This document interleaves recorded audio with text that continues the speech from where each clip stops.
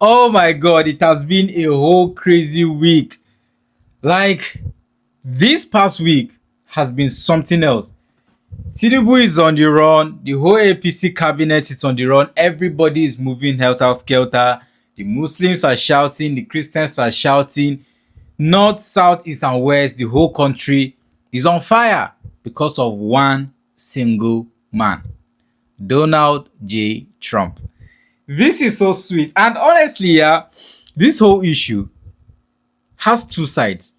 I love it and I also don't. But before I tell you why I don't like it, let me tell you why I love it. Oh, wait, let me do it the other way around. Now, except you have been living under a rock, you know the fact that Donald Trump has warned the Nigerian government that if these killings continue, he's going to have to come into Nigeria and save the Christians. And we have been seeing a lot of opinions from the other parts where the government has said there is no genocide. Some members of the government, prominent members, of course, have come out to say there is no genocide. Even the chief of army staff, everybody is saying the same thing. Some Muslim clerics are saying Tinubu should also take drastic measures against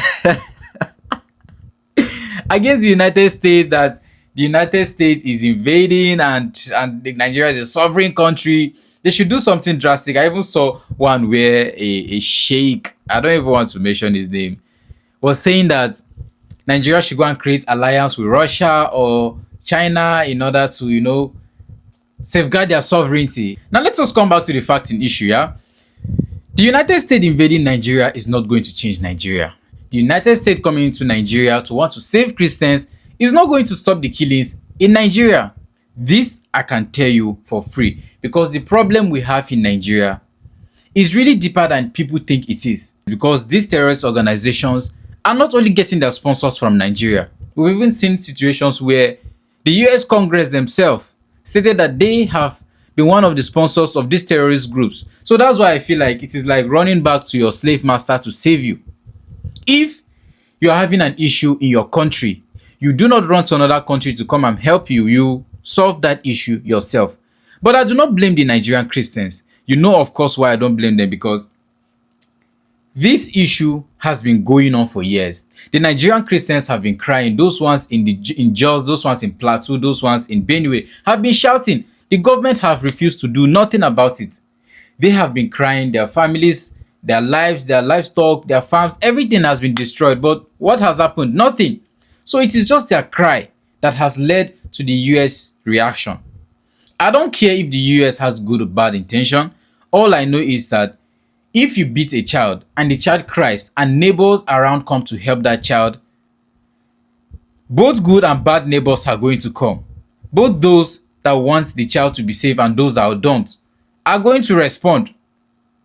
That is just the aftermath of what is happening in Nigeria. The terrorists are hampering these people. They cried and the United States said they are going to serve. I don't care if they have good or bad intention. And besides, there's this very annoying thing a lot of people say. I've been hearing it for a very long time. The United States does not have any good intention. They are coming to take your resources. What nonsense resources? The same resources that your brothers have been selling to other countries for almost nothing. Even if they are selling it for something, are you even seeing the process of it? I'd rather a white man or another person come and take the resources in Nigeria than for my brother to steal it and watch me die in poverty and not do anything about it.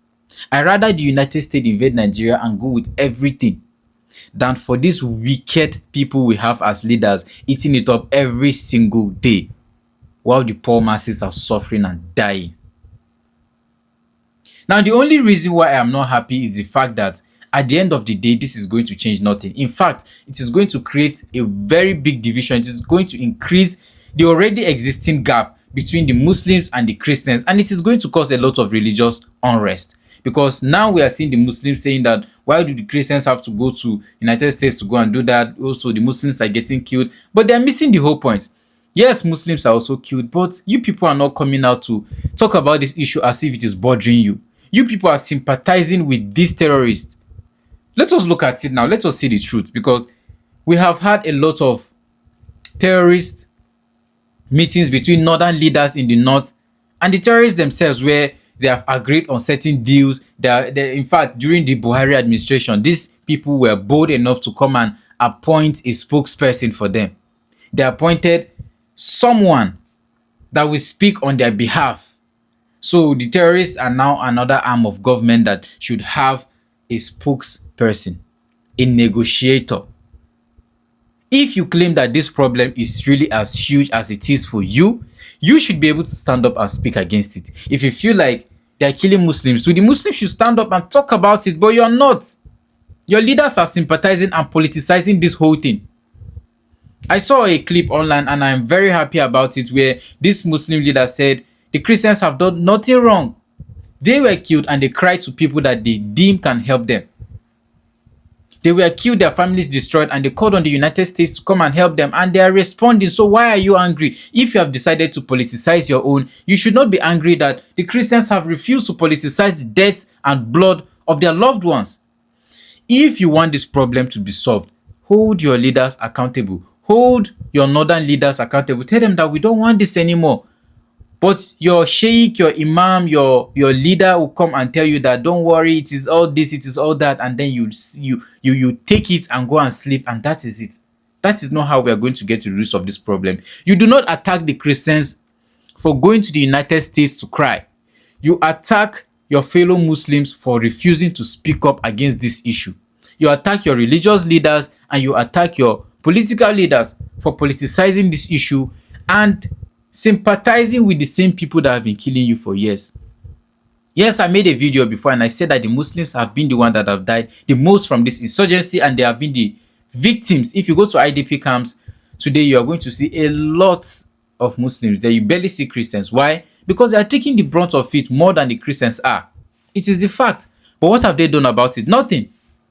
And the only reason why I actually do not like it is that it's another country that is coming out to solve this issue. I would have loved it to be that, okay, the Nigerians are standing up and they are going after their government, saying that if you do not solve this issue, we are going to have problems. We are going to start a revolution if you do not come against these issues and solve the issue of insecurity. I don't want any other country. I don't want the US. I don't want China. I don't want Russia to come into my country to say that they want to come and save us. They will never save you. You're not their blood, you're not their own. They can only go, it is only transactional. And that's what the US is going to do actually. Now, back to the reason why I think this is in fact a very good idea. This is a very good idea because you can already see the aftermath of everything. Donald Trump made a post, and ever since then, everybody have been shitting in their pants. Like, everybody has been up and doing. I even saw where they were trying to run a propaganda saying that the Nigerian army has saved the number of people from kidnappers and they have gone against them and neutralized them, this and this. That's fake. That's a lie. That was since 9 months ago, right? And it shows you that something has happened. It shows you that the government is currently on a hot seat. And if the government is on hot seat, they do certain things in order to make sure that they come out of it. And the reason why I love what is happening right now is that it has thrown and shown a lot of light to this whole issue. You know how you go into the kitchen and you turn on the light, you beam the light on cockroaches and you see them running away, running into the dark and trying to hide. That is what is going on right now. And honestly, if you ask me, the Muslims ought to be doing the same, but they are not doing it. Instead, they are attacking the Christians. That is not how to go by it. If you can call on Saudi Arabia to come and help you, call on them. At least let us know that, okay, we are seeking help out. All of us are seeking for help. It doesn't mean Christians and Muslims are in government that you should go to them. They have been crying for years. What has been done about it? Nothing. I like the fact that these so-called politicians are beginning to see that this issue can become worse than it is. That they do not have the monopoly of madness. That they can lead to even a more chaotic situation if nothing is done about it. You see people die every day, you keep mute. People are dying in Kogi, people are dying in Benue, people are getting killed in Plateau, but the president stays mute as if he's not seeing it. The same thing that Buhari did is what Tinubu is trying to do. He will see something and keep quiet about it. This This right here is so good, and I love what is going on, because if this does not stop, I know Donald Trump to be a stubborn person. He can try to do it, and I don't care what becomes of this, because if you cannot protect the very people you're extorting, if you cannot protect the people whose resources you're stealing, I mean the government now, if you cannot protect your own people, then you might as well share the resources with other people that are claiming to care. If you claim that you do not want a foreigner to come and create peace in your country, why can't you do it? You have the data of these terrorist sponsors, those who are bandit owners. You know them. You know each other, you know yourselves, but you choose not to do anything, because what will the people do? For now, let us sit and watch how everything is going to unfold, because some people are actually pushing Tinubu to do what he's not supposed to do, to go and try and say that he wants to cancel this and that with the United States. That is rubbish. You don't do that.